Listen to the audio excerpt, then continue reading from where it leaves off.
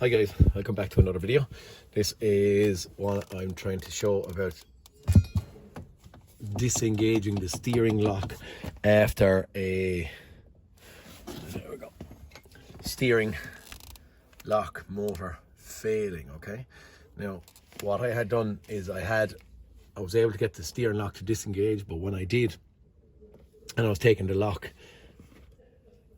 assembly off, it engaged again, which was probably a pity, because if it didn't engage me, I would have been clear. But what am I doing? I'm looking in here. I can see it. Sorry, it's not really that easy to, to see this thing now, because it's upside down in at the pedal box. It's this piece. This might never work as a video because I can't see what's happening here, so we can't. That piece anyway, I need to go either back or forward to disengage, but I can't get it to do anything. So what am I thinking? I'm thinking that the only difference, I can't set a lock, but I can't get it to disengage. Either the bolt or the cover is going to,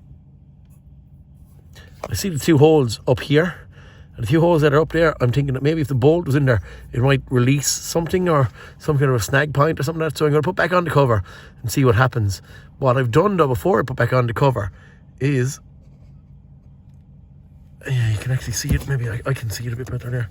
The bolt holes in here, I'm thinking are hoping, I don't even know if it's focused there at this point, but I'm thinking they're hoping that if the bolts go in there, they might fix or resolve something. What I've done with the cover, I have cut a little piece out of it just so I can bolt the cover back on and see what happens. When the cover's back on, will it, in theory, would I be able to disengage the steering lock from here? That's my thought process. We'll assemble it and see. Okay, figured out the theory in this thing. While this cover is bolted up, that, if you can see it, that little leg there holds in a little pin. You can see the little, I tried to squeeze it on and I left a little bit of an indentation just there on the top of it. You can see it, just top of my finger. Okay, just there. That little shiny mark there. Now, when I take off this piece off it, again, because it's so awkward in there, I'm going to say that you nearly won't see it, but that little pin, if I can't, and you probably can't see my finger. I do it from here. That's the steering lock here, okay?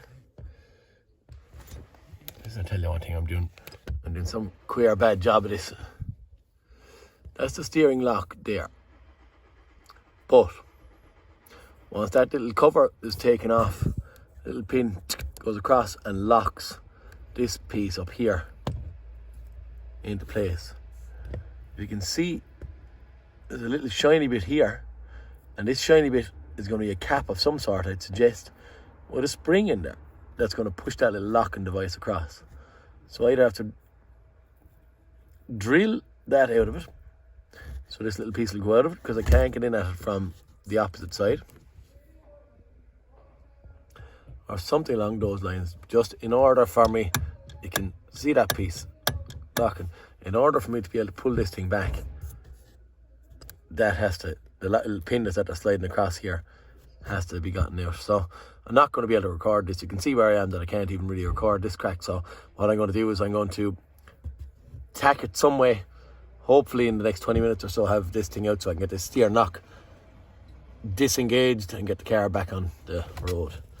That's my magnet. Sorry, I tried to take it out with a magnet and a few things and pieces like that, but it doesn't do anything. So all that's falling on flat not getting anywhere, okay? Right, we're going to try and drive out and get out this pin somehow in there, okay? Okay, it's only about 2 minutes after I got, my plan was an angle grinder with a small disc, and I got up into the back of that little thing with a nip, and lo and behold, I had that little pin that I showed you, a little cover on, taken out, and I'm assuming that that is the little spring that's holding this thing over. So we can see that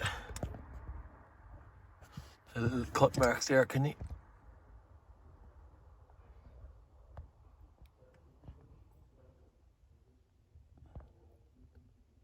Okay, that's just a cover. So the cover off it and the spring out of it, in theory you should be able to get this thing back out. Okay guys, after grinding the top off of this, and I showed you the little spring that I took out, what I done then was I got a mirror and I looked in the hole, but it was very, very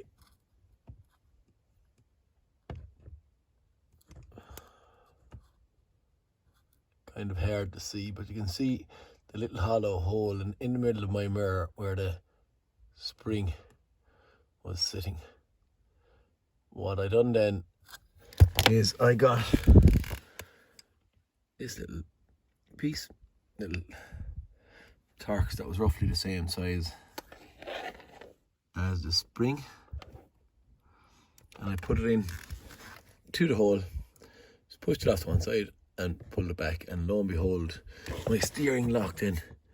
I could disengage now. I have a screwdriver stuck in it just to show, so I have it back with the screwdriver falling in my hand, but I have a big back unlocked, okay? So the screwdriver's gone back in there. All bad videos, but someone might find it interesting. It's dark. It's only 5:30, but yet it's gone dark, so there's our steering lock back working. Okay, what I'm thinking I'm going to do, I have to get some way of making this thing not pop back into place, and potentially what I'm thinking is something like a Jubilee clip or something in around where I have the screwdriver, so it won't ever pop back in. This is what I'm thinking, and it's going to be very unlikely to break. But anyway, that is probably going to conclude this one. It's not a very entertaining or exciting one, but someone is going to get stuck to try and release an actual steering lock that's stuck on, and I didn't want to do too much talking and damaging, you know. So yeah, that's the entire of the drilling that we have done. Okay guys, steering lock, what do you call it, disengagement on an E60 5 Series BMW. Guys, thanks. Talk to you next cartoon, and over now to Peter Kennedy's garage.